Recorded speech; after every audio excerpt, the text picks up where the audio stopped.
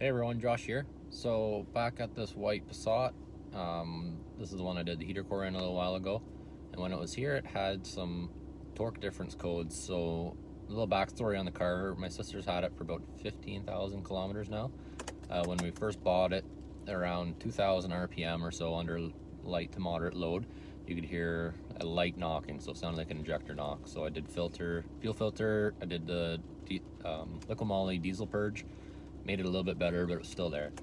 So 15,000 later, it's now got torque difference codes for cylinder 2 and 4. I tried some more concentrated diesel purge and made it better, but not acceptable. So right now I'll splice into a video of how bad it's gotten, and then we'll show the codes, and maybe we'll look at VCDS and see if we can pick something up.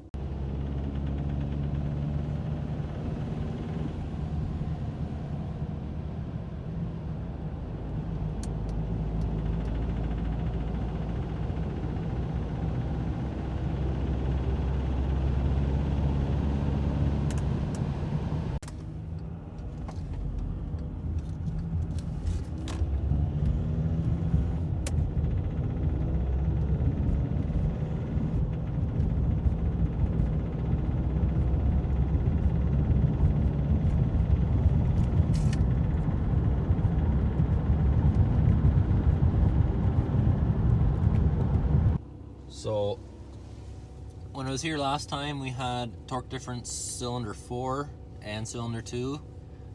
Now we've got some knock sensor codes as well, and cylinder 2 is no longer here, but I've got 2 injectors for it, so we're gonna both do cylinder 2 and 4. Maybe in a perfect world you do all 4. They're fairly cheap injectors actually. Yeah, we're doing it on a bit of a budget, so we're just doing 2 and 4 today. Okay, so don't mind the messy bench. Got injectors, so that's the part number.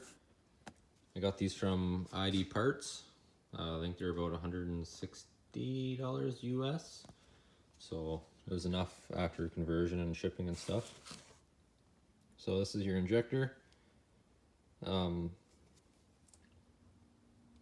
think those are your injector codes. So once we replace them, we're going to need VCDS to code to basically tell it which injectors are where, because that'll be a special calibration code from whoever set it up. So we got our 2 injectors with them. Make sure the 2 we're reusing go back to their original homes. I also got the injector O-ring seal. So that's the part number, the OEM part number, and injector seal. So that'd be that crush washer. But new injectors come with crush washer and O-ring, so I guess I can use that for the 2 that I'm just reusing. And then the 2 hold down bolts. So that's that. And then yeah, obviously you need VCDS to make sure to tell it which injector is where. And should be that easy. So we're gonna pull injectors, I guess, now and see how it goes. So here we're in the shop, so we're gonna get these injectors out. So the plan of attack here is we're gonna get these high pressure lines off, which they're under obviously very high pressure. So there's probably a correct way of doing this, but the way I'm going to do it is I'm gonna set a rag over top of the line when I crack it, and hopefully fuel doesn't go everywhere. So go across, we'll do all 4 as we're taking them all out. Once that's out, we're gonna get the electrical plugs out of the way, which is just a normal Volkswagen connector, nothing too special. And then this leak off line, this bronze retainer, I guess, will pry up, and then you just get this T comes out the top of the injector. So we're working around very fine tolerance injectors, obviously. So cleanliness is very important, so make sure everything's good and clean and you're not getting crud either in your high pressure common rail or obviously your injectors.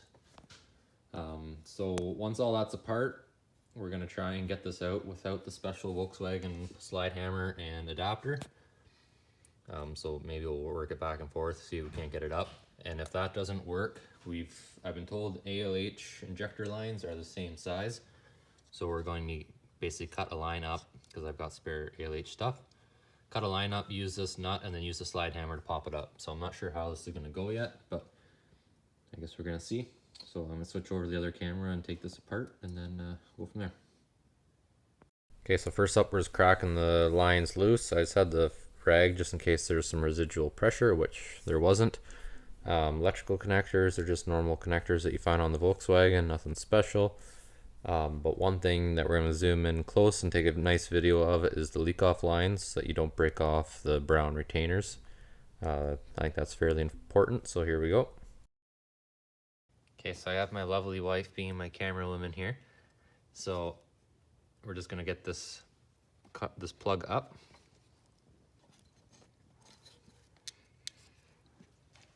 So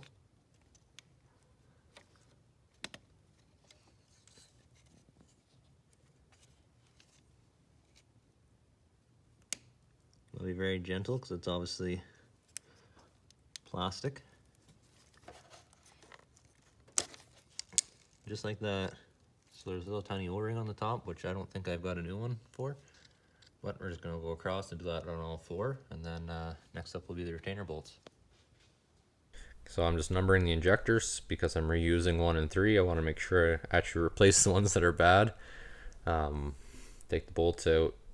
So 1 and 2 you can actually kind of pry gently on the fuel rail, and they kind of popped up, not too bad. 3 and 4 there's not a nice spot really to pry on, so 3 was really stuck in there. 4 I had it popped up nicely. So 3 I got moving, like number 3, but I couldn't get it out. There is some more creative ways of getting these injectors out besides the slide hammer, but since I have it, that's what I'm going to use. So we're going to tackle how to mount the slide hammer to this injector to get it popped out.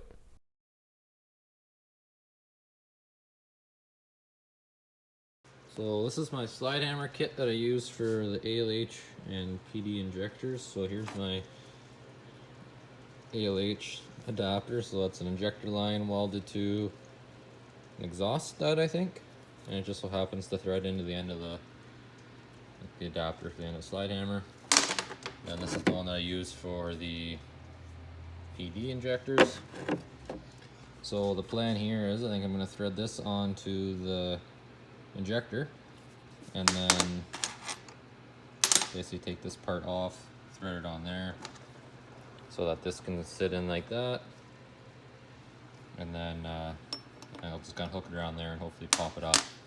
So it will be a little cockeyed because it'll be sitting on an angle, so I'll be kind of pulling up on a weird angle, but we'll give it a shot and see what happens.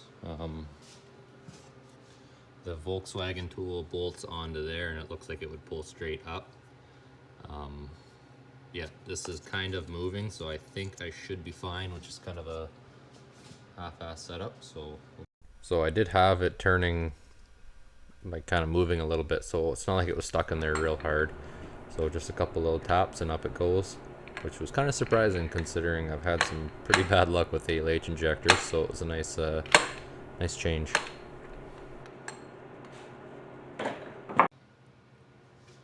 So here's all the injectors out. So you can see down in the hole, if it can focus. Not very well. You can see a little bit of soot and crud and stuff in the bottom from us pulling the injectors out. So I'm gonna use a little bit of compressed air and kind of blow that out. Looks like these seals are leaking a little bit, but I ordered a valve cover gasket and of course it wasn't the right one. So we're going to look at the injectors here now.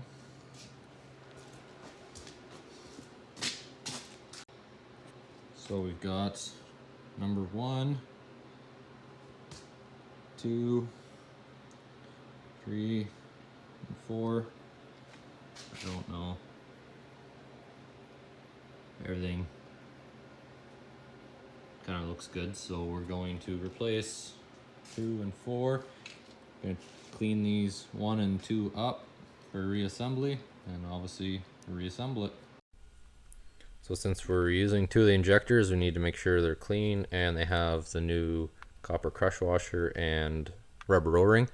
So we're going to clean all the soot off the bottom, get the O-ring, replace it. And then yeah, make sure that nozzle is nice and clean. You can put the new copper crush washer on, put the new O-ring on, and then the rubber O-rings, I put a little dab of oil on them so that you don't roll them when you're installing them.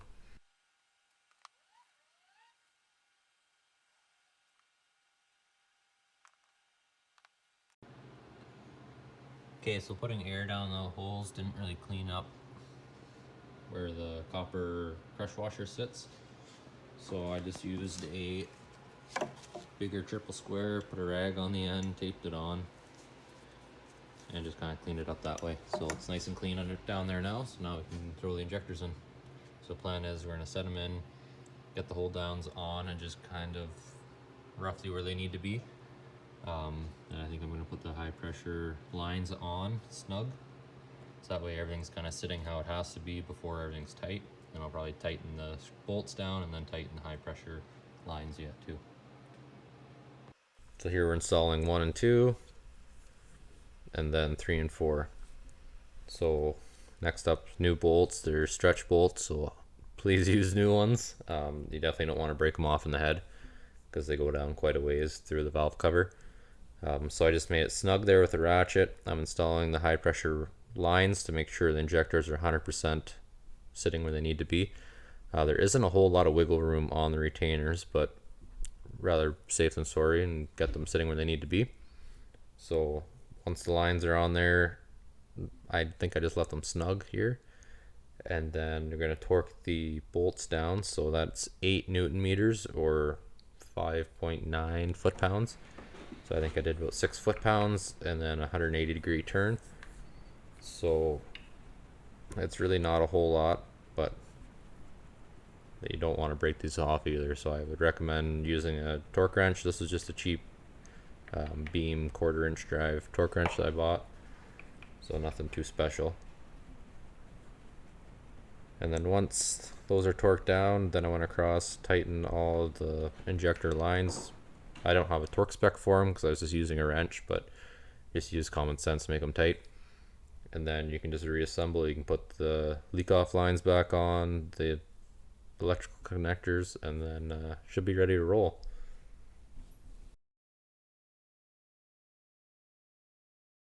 Okay, so key on VCDS, we're gonna go to adaptation, select channel. So first one that we changed was injector 2. So stored value is 788 F3A1. So our number 2 injector, 788 F3A1.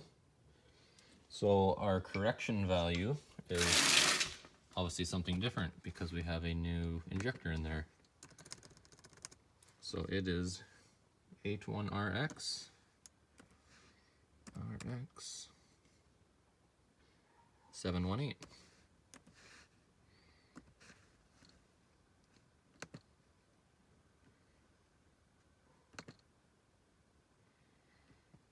That's not a good sign. Okay, so we're gonna give this a try again. So instead of 8.1, I think it's an 8I RX.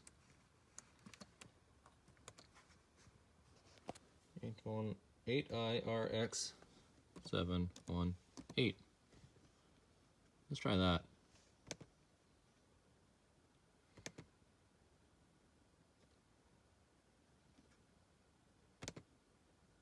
That's better. So number 4 is 8SRR4S3.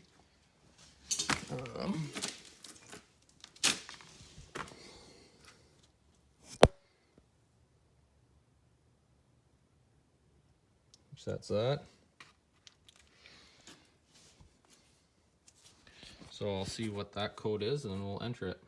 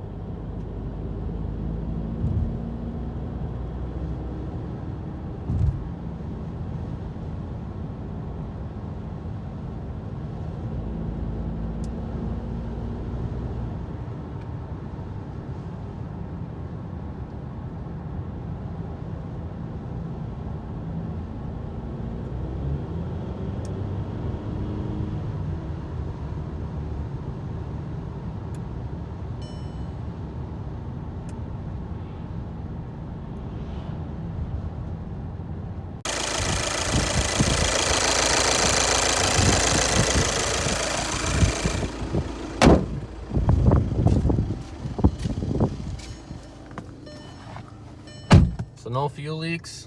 Ran nice and quiet, but it is a little bit warmer out today. And the engine was a little bit warmer as well. Make sure the torque difference code doesn't come back, or a different one doesn't come back. Nothing found, so I guess I'll have to figure something out with this NOx code now. And yeah, hopefully this video helped you. If you've got knocking CKRA or torque difference codes, then this might help you out. Alright, thanks for watching.